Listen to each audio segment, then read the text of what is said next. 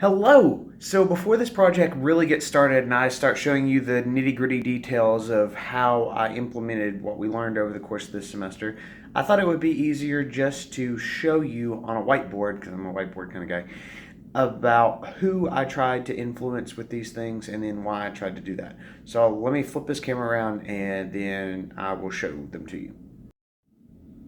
So I decided to do my leadership project and testing out these leadership skills that we've learned at camp. As you know, that I missed 1 week of class so that I could take my students to church camp, and you've heard me talk about them a lot. And really, camp is a condensed version of a reality TV show crammed into 1 week. So it was going to provide me the most variety of experiences and bang for my buck kind of deal. So let me show you who it is that I was trying to impact as I tested these. So, who? My students. And this is my students in general, but also some particular students. We'll go into a little bit of why in a moment. But my students, I'm trying to get more invested in their lives. It becomes really difficult when I'm trying to balance college and other things. But I believe that my time with them is really limited because I could be moving after graduation. So this summer I was really trying to invest in them at camp. Also, budding leaders. Some of my students have really showcased their leadership abilities and just their natural knack for it or their desire to lead.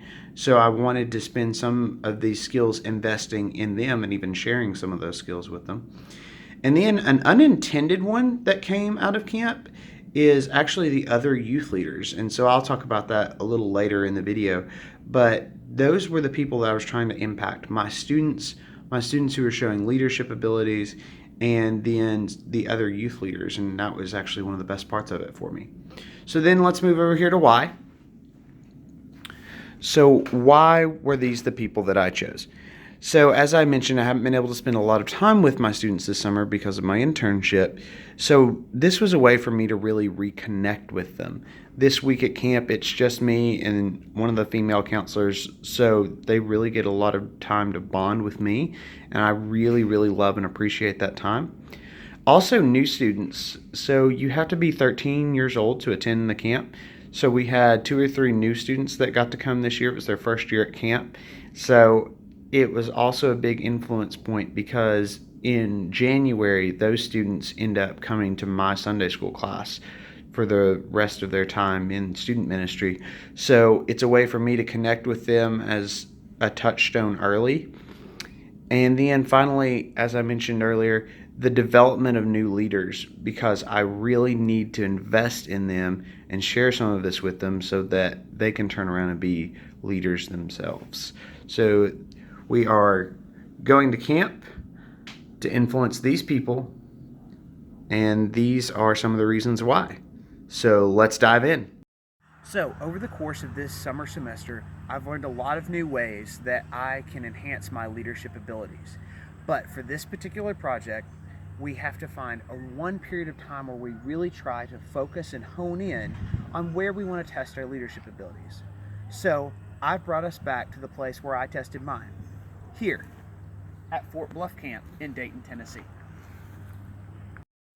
So, as you know, I'm the youth pastor at High Ridge Baptist Church, and I've talked to you about my incredible kids that I have and how much I love them. Well, I was gone for 1 week to be here at Fort Bluff Camp, and what we do over the course of the week is a series of team tournaments, chapel services, bonding activities, and all of it culminates everything that we have learned throughout our semester into this one powerful week. But before we can go into any of that, we have to come back to where it all began. Here, at my church, High Ridge Baptist Church in Kingston, Tennessee. So we live about an hour from the camp. But this is where the journey really began. In December of 2013 is when I became the youth leader of the students here at our church, the first one that we had ever had. And over the years, I built up credibility as someone who can be responsible when put in charge of a bunch of teenagers, which is quite an accomplishment considering that we reached a milestone this year, and this was the first year I could sign my health form by myself because you have to be 21 years old. Now, I know that's kind of funny, but really it comes back to my credibility that I built as a leader here. But also, this year was another time of growth. And for this lead up time into camp, I really was more in the authoritative side of the leadership grid. So, what the buildup requires me to do is to take command of all of our meetings. So, before we go to camp, we have to have meetings to make sure the parents know what's going to happen, make sure the students know the competitions that are available, get health forms distributed, get those health forms collected, which if you work with people for any amount of time, you'll find out it's not always the kids' fault, it's the parents who actually take forever to get things done.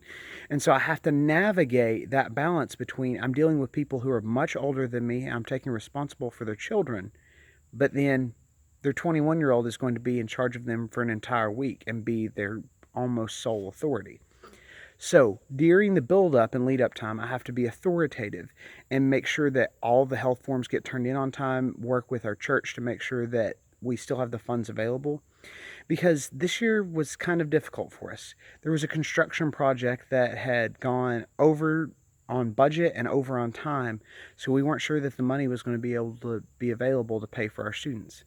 Because the incredible thing about this small rural church is that even though we are in a very low socioeconomic area and most of our students wouldn't have the funds to pay for camp, our church has paid for them every year. So I have to balance and continually keep my credibility up and make sure that we maintain that relationship with the church leadership so they keep paying for my students to go every year. But there's also a little something special. Although I have to be authoritative most of the time, actual day of, we always end up going to eat at Sonic right before we get there because we get there just after lunchtime. So one of my students in particular, her name is Eula, and she's one of the leaders that I'm trying to grow and develop. I put her in charge of almost everything day of. All the students have to come in, give their orders to her that they're going to make at Sonic. She calls them in on the way down. She makes sure we have all of our paperwork and all of our health forms together, make sure our roster is ready, and she knows that she is solely responsible for making sure all that paperwork's done. Now, that may sound like a way for me to try and cop out of my responsibility, but it's really how I'm trying to develop her and show her as a graduating senior that she has responsibilities here at church and that she helps fulfill a purpose. The most unique and interesting things about camp is that it lets me practice all 3 levels of leadership in a very short period of time. And until we talked about this in class, I'd never really thought about it before. But starting at the bottom at the technical level, in building my personal competence, we have time set aside each and every day for a devotion period, and it's a quiet time across all of campus where we have a little bit of reading to do and then we read out of our Bibles. So that's personal time that's set aside for me to see personal things I can gain and learn, and then to turn around to be able to share that with others. So that's building up myself personally. Moving up to the next level. On the interpersonal level, that's kind of what I do the majority of time at camp. I'm investing in my students, trying to get to know them, learn new things about them that I didn't before. Like the fact that one of them loves Japanese anime. Who knew that? I had no clue. So now I'm starting to learn more and more about them, and as we begin to have these conversations about just random stuff at night, I'm building my personal relationship with them, which will let me be more open with them about things I struggle with, so that hopefully they'll be more open with me about things they struggle with so that I can help them. And then moving up to that final conceptual level, I don't know if anybody else's brain works like this, but I spend a lot of time during the week in the back of my mind thinking about, okay, how can this message apply when we get back? How can I take and re-emphasize this with my students? How can this change our student ministry? So as the week goes on, I'm building and gaining more skills at each level of the leadership pyramid. So I mentioned that I'm trying to build some of my new students into leaders. And one of them in particular, I tried to take a lot of extra time with this week at camp. So her name is Jaden, and she is 13 years old. It's her first year being able to come to camp. But she's been so shy. I'd been working on the past few months, just trying to be a little bit more open with her, pull her out of her shell some. But this week at camp, I took extra time aside to try and pour into her. And there's a couple of students I want to talk about, but dealing with her first is she really just needs someone who will connect with her. someone who's willing to listen. So I've been trying to build my credibility with her by being open and honest about the struggles that I'm dealing with on a daily basis, and she was all about the relationship struggles. So I shared about my relationship struggles, and it's just trying to be open and honest with her so that she'll see that there's someone else who gets it. She's not alone. So I'm trying to invest and pour into her and build my credibility with her, so as she becomes into more of a teenager, when she starts facing some bigger issues, she'll be willing to talk to me about them. And one of the other students that I'd like to tell you about, his name is Kanan, and Kanan's one of my absolute favorites. And you'll hear me talk about him a little bit later. But Kanan has a passion and a desire that is almost unrivaled. So what I'm trying to do with him is be more on the interpersonal and conceptual level with him. I'm trying to show my competence in knowledge of the scripture, and sometimes I have to be open and honest and say, yeah, I have no idea what you're talking about, but I don't know yet, but I'll go find out for you. And so I'm helping guide him through his journey into really self-discovery and learning more about the Bible itself. And two more students I want to mention really quickly. One of them is Eula, and she's basically like my little sister. We talked about her earlier. But something specifically during the week that I've tried to do with her, and my female counselor helped me with it as well, we actually put her in charge of a lot of things. So we made sure she was established as an adult figure amongst the other girls that we brought with us. So they saw her as an authority figure. They felt honest going to her. And so we're seeing her develop. So it's moving from me being in a coaching scenario to moving to be more of a supportive facilitator, so that they go to her, they feel confident with her, and it's giving her a chance to show her skills a little bit. And the last one that I'm really trying to invest in over the course of the week, his name is Corey. Corey is amazing, and he also just graduated, but he is looking for something to still stay connected to. So what I tried to bring in over the course of the week is showing him how he can use different forms of power to his advantage, and to try and get to a position where he's leading from referent power. So he has a really good reputation in our church, but if we just back that up with some credibility of knowledge and competence in the scriptures and just personal desire to learn more and more, he'll be able to elevate even more. So those are some of the students that I'm trying to invest in over the course of this week. Incredible parts about coming to camp this year was actually an idea by my students. So I thought they were joking when we were originally leaving and saying, hey, let's take our prayer board with us. And I was like, are you sure? Like, no, whatever. No, they actually really wanted me to bring our prayer board. Now let me do a quick explanation. I teach high schoolers in a Sunday school class, and we have a board, a portable whiteboard, that they write down their prayer requests on, and we have it in all these different categories, and then we let each person pray for a different section of that board.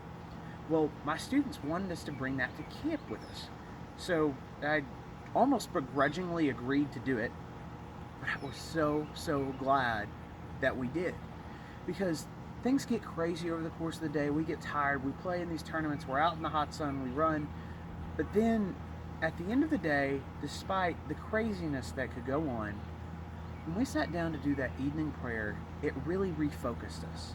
It showed us that everything else that we've dealt with over the course of the day, the drama, teams cheating, with anything else that could have happened, it didn't matter. Because at that point, the students put it aside and said, these are what we care about. These are the people and the problems that they're facing that we want to see change happen in it. And to watch them on a nightly basis change from how tired they were, how much they wanted to do this or whatever, to being concerned about other people was beautiful. Because as leaders, we don't want people just to blindly follow our vision. We know that when people own that for themselves, when they see the value of other people, that's when we know we've had beautiful, brilliant success. Of coming to camp, there are a lot of different tournaments that my students can participate in. And my students are very athletic and love to participate in most of them. And one of our absolute favorites is volleyball. So the best part about volleyball for us is that it let me learn how to use my coaching side of the leadership grid, because my students get the opportunity to choose which areas they want to participate in, tournaments like volleyball, basketball, and so many others. So I let them choose which ones they want to participate in. And then actually during the tournament, I'm responsible for choosing who's going to be on the court, who's going to be playing, and who's not. Now, as we all know, teenagers, when we have a group of 20 something and we can only fit 6 playing at a time, sometimes people can get hot headed when it's 105 degrees outside. So, what I try and do with my coaching ability in the leadership grid is to hear out, look at which players I have who are going to do the best offhand, but then we try and weigh that with which ones really just need that extra push to go out. So sometimes that requires me to coax some of them into playing a little bit more, some of my quiet ones who don't think they're athletic, just to go out and have a little bit of fun. And so we balance that with the ones who are highly competitive and are wanting to win. So as we try and balance this, we get to see some of my students become upset when they aren't getting to play, and I have to pull them aside and show them that no, you still have a place, but everyone has to have a chance to play. So also, while we're doing this balancing, what made this year particularly interesting is that there was one particular girl who is a local, and the locals always come to the camp. However, her team decided they didn't want to play this year, so she was looking for someone to get to play with. Well, my guys, being who they are, said she was more than welcome to come play with us. So we made sure that she got playing time as well. Because what I try and teach my students is that every person has a place. Whether your abilities are great or need some improvement, everyone is at a different development level. So that's what we need to try and do, is bring everyone up to a higher level. And we do that by balancing who plays and who doesn't. Not only am I using the coaching side of the leadership grid, but it's also a chance during these tournaments for me to build my credibility with my students. And it's not so much my confidence that I have in the ability to play these sports, because all of them know that I can't play any of them very well at all. They all know I'm terrible. But I build my credibility with them by having some initiative and drive and showing them that no, we can do better, and then managing the conflicts that arise, because as we know, with any kind of competition, we develop animosity towards not only our fellow players but other teams as well. So then it's my responsibility to step in as that coach and show them how we can manage the conflict. So whether that's pulling one of them out of the game when they start getting too hot-headed or they start to get too aggressive in the play, pull them aside, calm them down, remind them how it's just a game. We're here to have fun. So as I manage that conflict, I begin to build greater credibility with them. Unexpected areas where I grew this summer was not with one of the groups I had planned on while I was coming here. So every year that I brought my kids to camp, I have spent most of my time with them. And what that's done is alienated me a little bit from the other youth pastors and leaders of the camp that bring their churches here as well. But this year was something special because we've been talking about the power of executive presence. I tried some of that while we were here at camp with some of the other youth pastors, and I was amazed at the actual results of them. So normally I end up sitting with just me and my female counselor that I bring, and it's pretty much just us, and I don't have much interaction with the other youth pastors who all seem to be very much in cliques, and they know these people that come here for 20 years. But this year was special for me.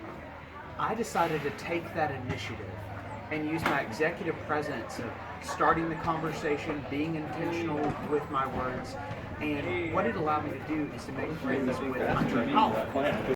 What made Hunter and Holly special was that they were new. I haven't seen them here before. So instead of letting them be taken into somebody else's clique, I didn't want to be left alone, so I'll admit I acted out of a little bit of selfishness. But I engaged with them first and said, hey, you can come sit at my table at our first meeting. So sat down with them, started to talk to them, and found out they were both really incredible people. They weren't much older than me. They were 26 years old. So what I then began to do is spend my time investing and pouring into them. Also included was active listening. I took the recipe that we were given in class and started applying it on Hunter and Holly. So as he began to tell me more and more about what he did, I tried to capture his emotions. He talked about how he had been to all of these different camps over the previous summer, but this one seemed to be something different. So, using that recipe, I tried to capture his emotion. Hunter, it sounds like you've really loved what you've done. What is making this one different? And it was like I just unlocked this whole treasure trove of things. And he began to talk about, oh, well, they do these tournaments differently. They do this differently. They do this. And I got to learn so much more about him and what he does because I tried the active listening technique that we learned in class. So, also with my executive presence, not just dealing with Hunter and Holly, who ended up becoming some of my best friends, and now I'm still keeping up that communication with them afterwards through follow-ups, but I also began to get more respect from the other youth pastors. They started coming to me, asking me questions about things that I was dealing with in my group, and I felt like I could open up to them about things that I was dealing with mine, and get some of their opinions on how to deal with them. And all of this was coming from how I was being more assertive in my conversations. Instead of just saying, oh, well, I'm too young, they're all older than me, they don't want to think about what I have to say because I'm a young punk kid. I started taking that initiative to be the first person to engage, showing that I don't care if I'm young. I still have things that I can give, and so I became more assertive in my conversations. Yet most difficult places in all of camp, and this is human foosball. So it may just look like a fun place to be, which it is, and I actually have a great rivalry with one of my students here, but never mind, that's a story for another day. This is also where after chapel services we do something called rendezvous, and what rendezvous is a dedicated 15 minutes of quiet time across the campus after we let out of evening service. Thing is, I've never been able to perform these rendezvous very well, and it's really gotten to me over the past few years how horribly that I do. So I tried to reach out to another youth pastor that I knew who came here and find out how he does his, because I knew myself well enough, and I've been doing some soul searching as we've gone through this class about how to make this period better, because it should be one of the most impactful parts of the student's entire camp experience. However, I think it was one of the most detracting parts over the past few years. So, after talking with him, I created a new way of how we would do these rendezvous periods. In the past, I had just told the things that had stood out to me over the course of camp, said, all right, any questions? Okay, and then let people go in their merry way. It didn't provide for much engagement, so this time I moved from more of an authoritative to a more supportive side of the leadership grid. So what I would do is I would share my initial thoughts after the service, the one, maybe 2 points that really stood out to me. And then with my students sitting all across, I would open it up to them to tell what really stood out to them. And what was amazing is that the more I moved towards the supportive side, the more my students began to engage in the actual discussion. They were telling you amazing insights that I had never even thought of before, but they were such critical pieces to them. It was like they had just been sounding trumpets. And so as we moved throughout the week, these discussions got deeper and deeper, and people were more willing to open up. And what this allowed us to do is, because I had moved away from making myself the center of attention to putting the focus back on the students, it began to build a community. And as that community got built up more and more, the issues that we had been facing throughout camp were handled more and more here internally, because the students trusted each other more during these open up periods in the evenings during our rendezvous times. So I got to see this great community be built amongst my students just by me taking a step back and to a more supporting instead of authoritative role. The thing about being here in this particular place is it's a very difficult position to be in, and it's one that has really forced me to step outside of my comfort zone. But because of how much we have discussed the importance of honesty and transparency in building credibility, I decided to take that a new step further this year, especially on the very last night of Rendezvous at camp. So Thursday night, it had been an incredible service. We had had a great week. We would be leaving before lunch the next day, and I decided to be really open about where I was and where my heart was. So I was transparent about how that this could possibly be my last year at camp with my students. And it was something that I hadn't shared with them before because it makes me too distraught to even talk about it. But I shared with them that it could be my last year at camp, and that the impact they had made on me, and the impact not only just from the things that we had happened here, but throughout my entire time at college and even back to when I was a senior in high school, and they were my entire life. And they are what I think about when I'm faced with difficult decisions. Their images and their faces flash across my mind as my determining factor of, well, what if one of my kids found me doing this? So even though it was a really, really painful way for me to build credibility, because of what we've learned in this course, I felt more willing to be able to do it and saw the value that it brought. And I think it really sealed the deal on reconnecting me with my students and allowing them to be open with me and understanding that I face issues and challenges too. Finally, I want to bring it back to where we started. Here, actually inside the church. So the cool and different thing about this year is that right after we got back, I checked with our pastor to make sure that we would get a few minutes to talk about how camp went that he usually gives us. Well, this year he decided, you know what, Aaron, why don't you just take over the entire service? Sunday morning, our main service time. Why don't you just take it over and just talk about camp? Okay, well, that was a little bit horrifying. However, we decided to go through with it. And what this gave me is an opportunity that I was not planning on to practice some of the things that we talked about in this course. So one of those things was building my credibility through competence.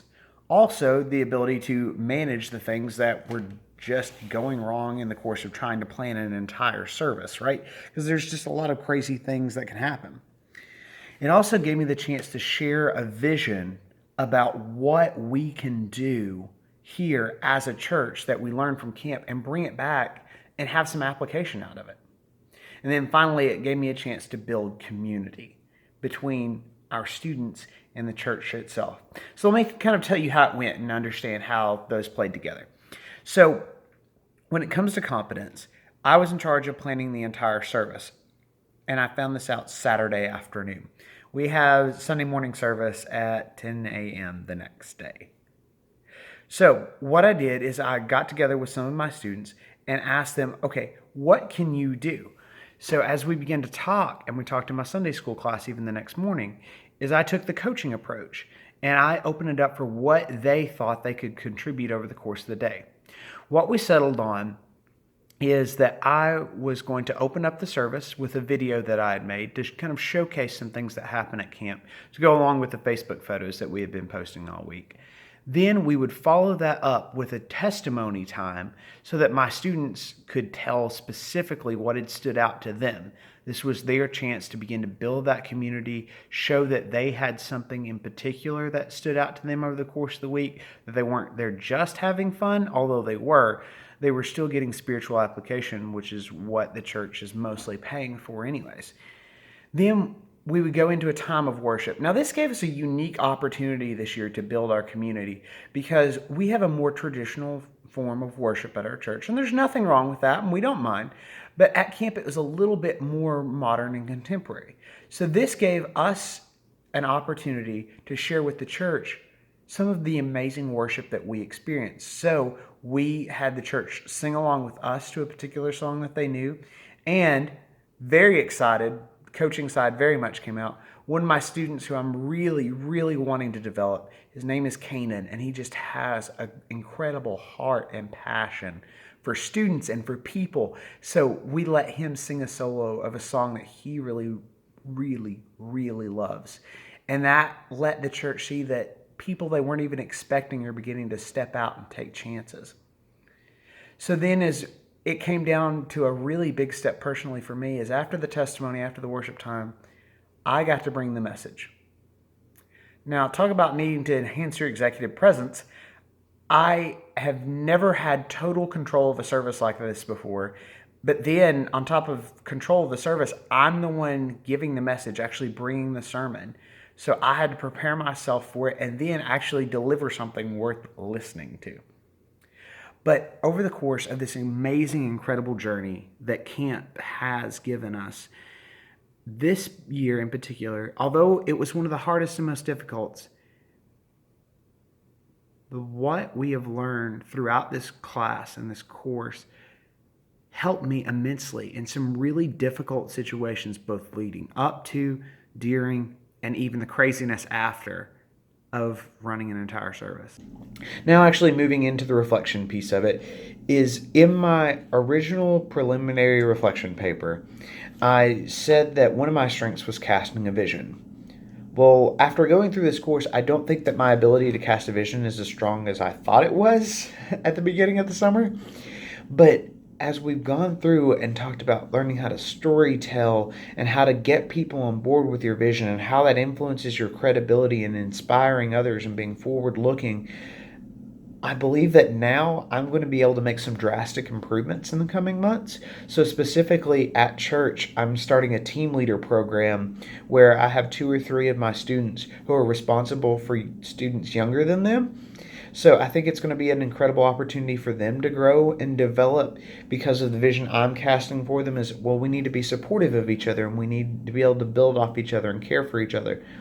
Then at the American Marketing Association, I'm also very excited because instead of trying to run everything myself, which is what I actually have been trying to do, unfortunately, now I'm going to be about casting a vision because I am the president and we need to get everyone on board behind a vision and then trust them enough to actually run with it. So moving more of a coaching or even facilitating instead of the authoritative style of the leadership grid.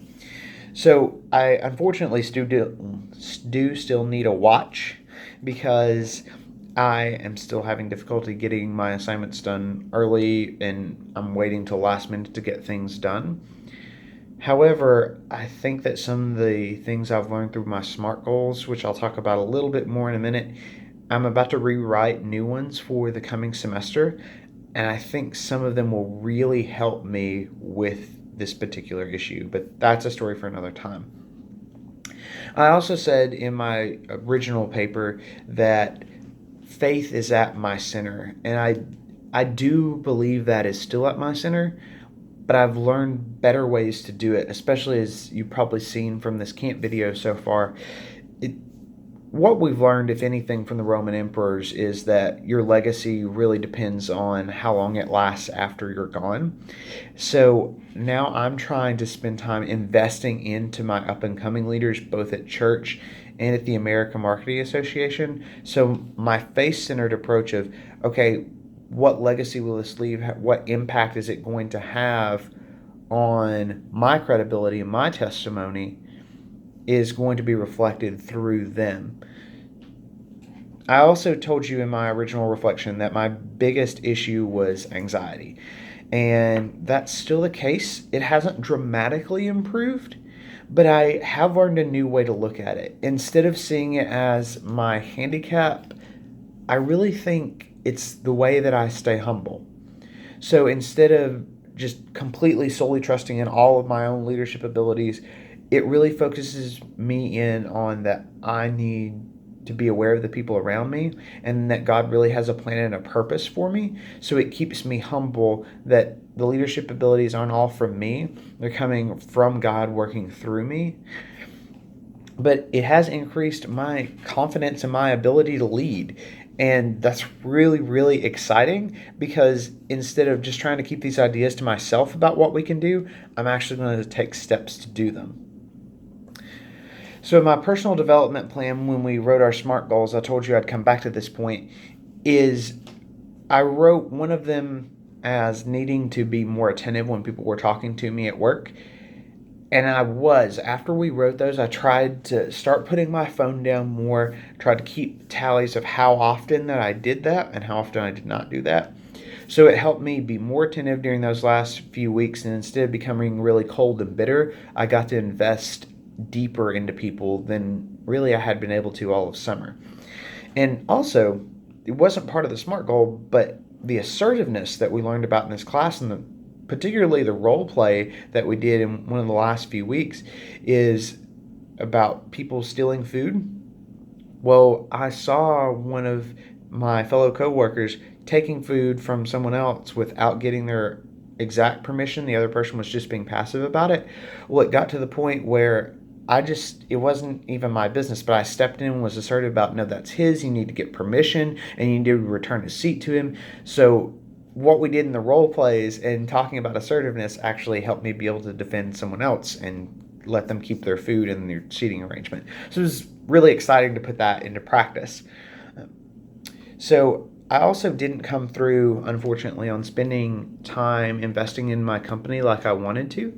But now that the summer is ending, I'm actually going to have more time available, as strange as that sounds, to do that. So this coming semester, I'm going to be investing more time into my business and spending that 1 hour a day just trying to get at least one thing done. So very excited. And then coming into the final portion about my leadership legacy. So I think this video has proved that I've made some steps in that. But to put my legacy in a very short perspective, I've come to the reality I only have about 10 months left. I've got about 10 months left with my students at church, and I've got about 10 months left to leave my impact on the University of Tennessee.